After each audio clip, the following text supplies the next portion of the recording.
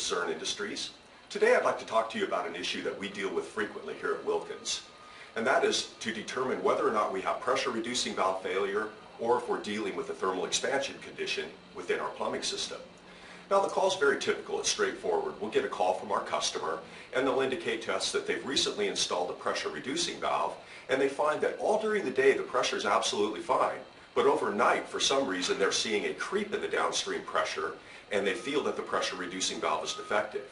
Well, we've come up with a way to determine whether or not you're dealing with a defective pressure reducing valve, or it could even be a pressure reducing valve that's fouled with debris, for example, or are we dealing with a thermal expansion condition? So to begin, let's run a couple of tests on our plumbing system and we'll determine which it is, thermal expansion or regulator failure. Now to start this test, what we'll want to do is we're going to want to turn the water heater to the vacation setting. What that will do is it'll prevent the burner from firing, but it won't put the pilot out such that you have to relight it later. So again, turn the burner on the water heater to the vacation setting. Now what we'll do is we simply want to attach a gauge to our plumbing system.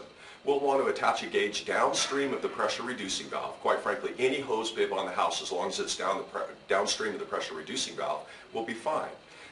Now the type of gauge that I have here, this is a Wilkins HGI 25.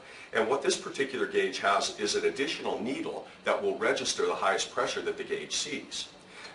So in this case, again, we'll go to a hose bib. We simply want to turn the hose bib on to relieve any excess pressure within the house. Shut the hose bib off. Again, we only leave that on for a few seconds. And now we'll attach our pressure gauge. Once we get our pressure gauge installed, we simply turn on the hose bib, and we're going to give a period of, say, 15 minutes to allow the pressure reducing valve to creep. Typically, if you've got a pressure reducing valve failure, the downstream pressure will rise very rapidly. But in this case, let's give the pressure regulator the benefit of the doubt. So we'll wait approximately 15 minutes. After that 15-minute period, we want to come back and take a look at our gauge. We want to see, has that gauge risen beyond the set point of the regulator? If it has, obviously we do have a problem with our pressure reducing valve. Most likely it would be fouling with debris on a new installation, or with an older installation it could be that the regulator has failed, i.e. worn rubber components internally, and the regulator would need a repair kit and brought back up to service again. On the other hand, if we see no rise in pressure, we now have eliminated the pressure reducing valve as the cause for the pressure rise. So what we'll want to do is run a check to see if it is thermal expansion. Now for the thermal expansion test, we want to go ahead and go back, turn the water heater back to its normal setting. Whatever you have it set to previously, be it 140, 130, whatever it was, go ahead and turn that water heater back on. Once we turn the water heater on, we're going to go into, say, the kitchen and open a hot water faucet and let that faucet run for a period of, say, 5 minutes.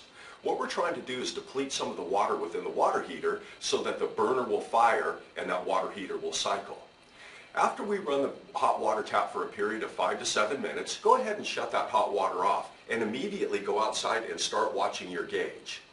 Now if the pressure begins to rise while we have the water heater cycling, that's an indication that the rise in pressure is due to thermal expansion and not pressure reducing valve failure. In the case of thermal expansion, there are a number of ways to control that pressure. In fact, if you look at our One Zern YouTube channel, you will find a video that shows you how to control thermal expansion. So I hope that you find this helpful. Again, this is a good method of determining whether or not we have pressure reducing valve failure or a thermal expansion condition within the home. Thank you for watching this video. If you enjoyed this video, please subscribe to our YouTube One Zern channel. For more product information or to speak to a customer care representative, please visit our website at zern.com.